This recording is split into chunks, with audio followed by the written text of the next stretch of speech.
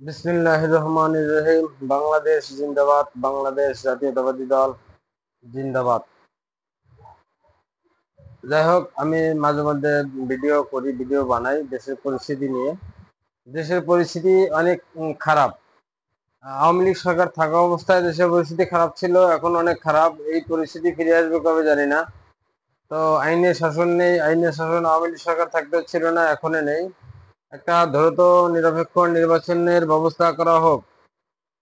প্রধান উপদেষ্টা জনাব ডক্টর মোহাম্মদ ইউনূস স্যারের প্রতি আমার রিকোয়েস্ট, জোরালো দাবি, দ্রুত নিরপেক্ষ নির্বাচনের ব্যবস্থা করা হোক এবং দ্রুত নির্বাচন দিয়ে যারা যেই সরকার ক্ষমতায় আসবে তিনি দেশ সুন্দরভাবে চালাবে, এটা আমার আশা, এটা আমার ভরসা ইনশাআল্লাহ।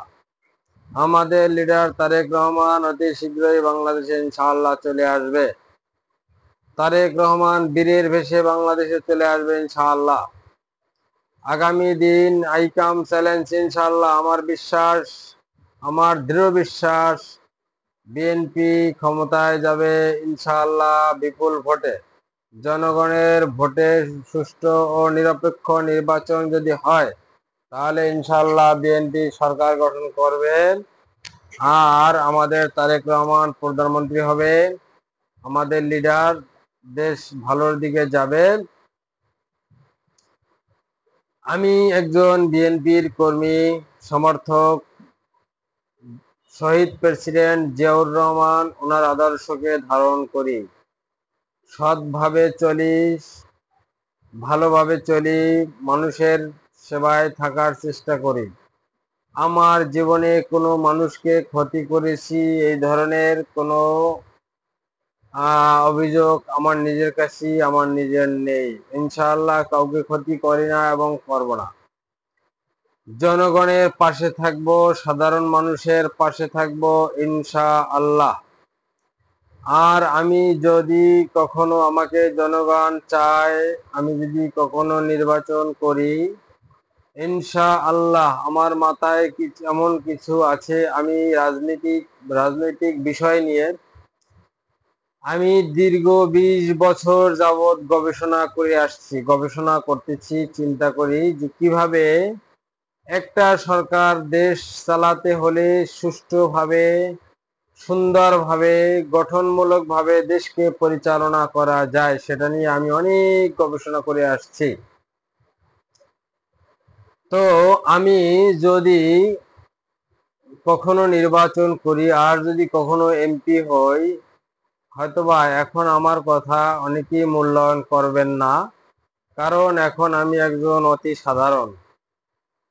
তো মাথায় এমন কিছু আছে, যেমন আমাদের দেশটা অনেক উন্নয়নের সিঁড়িতে নিয়ে যাওয়া যাবে, অনেক কিছু টাকা ছাড়াও করা সম্ভব হবে, এমন কিছু মাথায় আমার আছে। আমি রাজনৈতিক বিষয় নিয়ে মানে অনেক গবেষণা করে আসছি এই পর্যন্ত।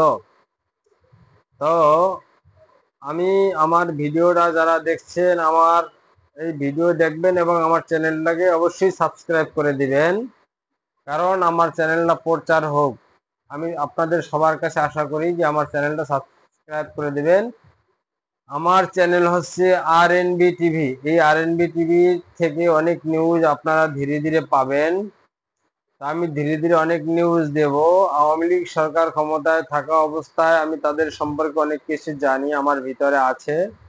তারা কিভাবে দেশ পরিচালনা করেছেন, কিভাবে কি করেছেন, অনেক কিছু আমার নলেজে আছে, আমি দেখেছি। তো যাই হোক, সেটা এখন বলবো না, সেটা আমি অন্যদিন লাইভে আসবো তখন বলবো। তো যাই হোক, আমি যদি কখনো নির্বাচন হয়, আমার আসন হচ্ছে বরগুনা 1, বাংলাদেশ বরগুনা 1 আসন। এই বরগুনা 1 আসনে যদি কখনো আমি নির্বাচন করি, আল্লাহ আমাকে করতে দেয়, যদি করি, আমি এখন পর্যন্ত শিওর না নির্বাচন করব কিনা, কিন্তু যদি কখনো করি, আল্লাহ রব্বুল আলামিন আমাকে নির্বাচন করার ক্ষমতা দান করেন, আর যদি আমি নির্বাচন করে কখনো এমপি হই, এই বরগুনা জেলার একটা রাস্তাও ইনশাআল্লাহ কাঁচা থাকবে না। বরগুনাতে শিক্ষা প্রতিষ্ঠানের উন্নয়ন হবে, বরগুনাতে ইনশাআল্লাহ বিশ্ববিদ্যালয় হবে। বরগুনাতে ইনশাআল্লাহ আমাদের বর্তমান যে হসপিটালের অবস্থা, আমাদের যে সরকারি জেনারেল হসপিটাল, সেখানে ভালো ডাক্তার নেই, ভালো কোনো আপনার হচ্ছে ট্রিটমেন্টের ব্যবস্থা নেই। আমাদের বরগুনা জেনারেল হসপিটালে আমি দেখেছি যে মানে আমাদের বরগুনাতে 11 লক্ষর উপরে প্রায় জনগণ, 11 লক্ষর উপরে মানুষের প্রায় 7 জন না 8 জন ডাক্তার। এটা শুনিয়ে অবাক কাণ্ড, আমার ভালো লাগে নাই। বরগুনার আপনার মানে হসপিটালের সেবাটা ইনশাল্লাহ বৃদ্ধি করব এবং বরগুনাতে চিকিৎসার ব্যাপার নিয়ে আমি কাজ করব। চিকিৎসার উন্নত হবে ইনশাআল্লাহ। কারণ একটা এমপি বা একটা মন্ত্রী যদি একটা এলাকার প্রতি ভালোভাবে নজর রাখে, তাহলে ওই এলাকা অনেক উন্নয়ন করা যা সম্ভব। কিন্তু আমার মাথায় এমন কিছু আছে যেটা দিয়া পুরা দেশকে ইনশাল্লাহ উন্নয়ন করা সম্ভব। কিন্তু সেটা একমাত্র থাকতে হবে সৎ উদ্দেশ্য যদি থাকে তাহলেই একমাত্র সম্ভব। সৎ উদ্দেশ্য যদি না থাকে তাহলে সম্ভব না। তো আমার সৎ ন্যায় এবং সৎ উদ্দেশ্য আছে। আল্লাহ রাব্বুল আলামিন যদি কখনো আমাকে এমপি বানায়, তাহলে আমি বরগুনার যে রাস্তাঘাটের যে বেহাল অবস্থা, এই অবস্থা ইনশাআল্লাহ থাকবে না ইনশাআল্লাহ। বরগুনার গ্রামগঞ্জ থেকে যদি একটা মানুষ অসুস্থ হয়, হসপিটালে যাওয়ার সাথে সাথেই দেখা গেছে একটা মানুষ আরো বেশি অসুস্থ হয়ে পড়ে। রাস্তা এতটাই খারাপ। আমাদের সাবেক এমপি ছিল, কয়েকবার এমপি ছিল, ধীরেন্দ্র দেবনাথ শম্ভু। তার উদ্দেশ্যে এখন আমি কিছু বলতে চাই না, কিন্তু তিনি আমাদের বরগুনা একের জন্য কোনো ভালো কোনো কাজ করেন নাই, রাস্তাঘাটের কোনো উন্নয়ন করেন নাই। একেবারে উনি এমপি ছিল খাই খাই পার্টি, উনি ভালো মোটেই কাজ করেন নাই। কিন্তু যদি কোনো এমপি ইতিমধ্যে যদি নির্বাচন হয়, তাড়াতাড়ি যদি যেই এমপি হোক, আমি তাদের কাছে আশাবাদ এটাই রাখবো, আমাদের বরগুনা যেন সিঙ্গাপুরের মতো হয়ে যায়। যদি সম্ভব, যদি একজন এমপি চায় তাহলে অনেক কিছু সম্ভব। ধীরেন্দ্র দেবনাথ শম্ভু 5বারের এমপি ছিলেন, কিন্তু 5বারের এমপি যদি সে আমাদের এলাকার জন্য কি করেছেন, দেয়ার ইজ নাথিং। আসলে সেরকম কোনো কাজ করেন নাই। তো আমার একবার আশা আছে, যদি আল্লাহ কবুল করে, কখনো কবুল যদি করেন, বারবার বলছি, এখন আমি বলছি নির্বাচন করব, যদি কখনো আল্লাহ আমাকে তৌফিক দেয়, আল্লাহ তৌফিক দান করেন, তাহলে আমি বরগুনার এই মাটিকে, বরগুনাকে ইনশাল্লাহ আমি সাজাবো, মনের মতো করে সাজাবো, আমার খুব ইচ্ছা আছে। এবং কিভাবে বরগুনাকে উন্নয়ন করতে হয় সেটা আমার মাথায় খুব ভালো করেই জানা আছে। ইতিমধ্যে যারা এমপি হয়েছেন, আমি মনে করি তারা যোগ্য ব্যক্তি নন।